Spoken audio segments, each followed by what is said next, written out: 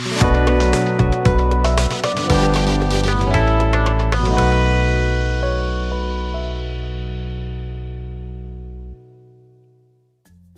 बंधु बान्धवीসকল আপোনালোক সকলোকে মোৰ চেনেল গীতিমা ধুন ব্লগলৈ স্বাগতম জনাইছো আৰু আজি মই বনাবলৈ ওলাইছো আলু আৰু কণীৰ দম।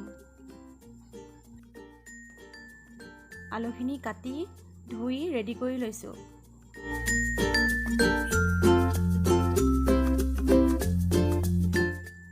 পিয়াজ, আদা নহৰু পেষ্ট আৰু মছলা যিবিলাক লাগে সকলো মই প্লেটতে যোগাৰ কৰি লৈছো।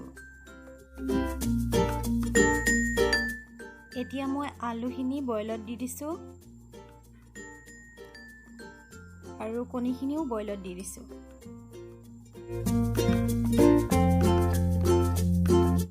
এতিয়া মই কেৰাহীখন পাতি দিছো আৰু লগতে তেল দি দিছো।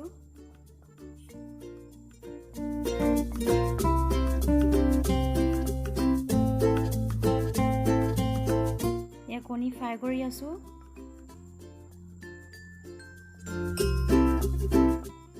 এয়া বইল আলু পিটিকাখিনি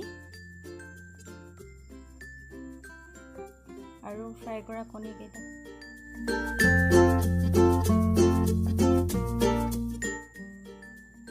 কণী ফ্ৰাই কৰা তেলখিনিতে মই এতিয়া পিয়াজ দি দিম।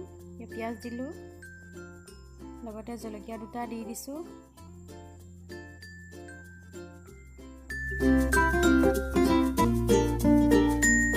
ভালকে পিয়াজটো ভাজি লৈছো আৰু অলপ লৰাই লৈছো।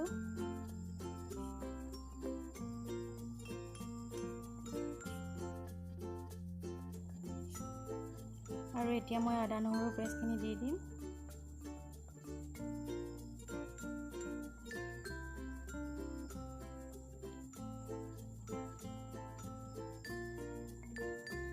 আদা নহৰু পেষ্টখিনি দিছো আৰু অলপ লৰাই লৈছো। পাঁচফোৰণ কেইটামান দি দিছো।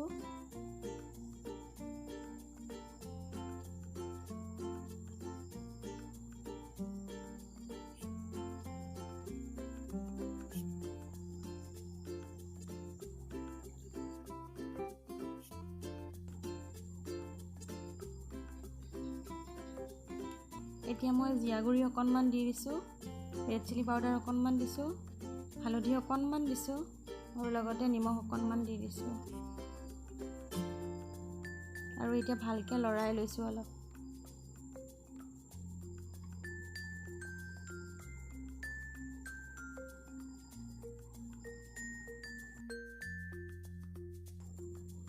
আৰু অলপ ভালকে মছলাটো ভাজি লৈছো।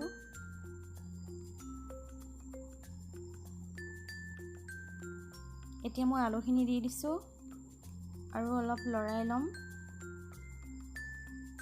যাতে মিঠাতেলটো আলুখিনিত ধুনীয়াকৈ লাগি ধৰে।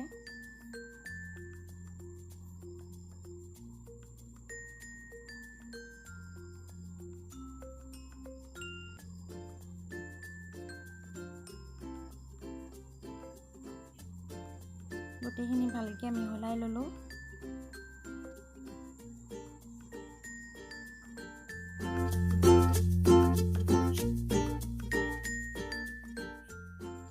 এতিয়া ভালকৈ মিহলা হৈ গৈছে আৰু এতিয়া মই পানী অলপ দি দিম। আৰু এয়া মই পানী দি দিছোঁ, পানী জোখমতেই দি দিছোঁ।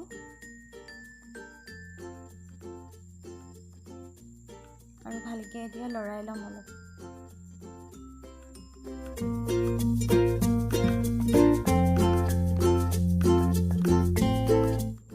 কালাৰটো ভাল হোৱা নাছিল, সেইকাৰণে এতিয়া অলপ ৰেড চিলি পাউডাৰ দি দিছোঁ আৰু অলপ লৰাই লৈছোঁ।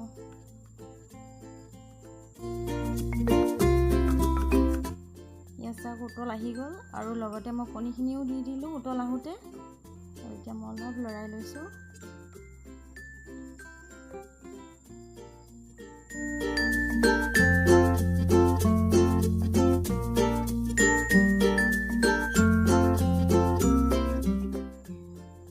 মোৰ কণী আৰু আলুৰ দম হৈয়ে গ'ল। ফাইনেলি মোৰ কণীৰ দম। আৰু আপোনালোকে যদি মোৰ চেনেলটো ভাল পায় তেনেহ'লে লাইক, কমেণ্ট, শ্বেয়াৰ আৰু ছাবস্ক্ৰাইব কৰি দিব বুলি আশা থাকিল। ধন্যবাদ।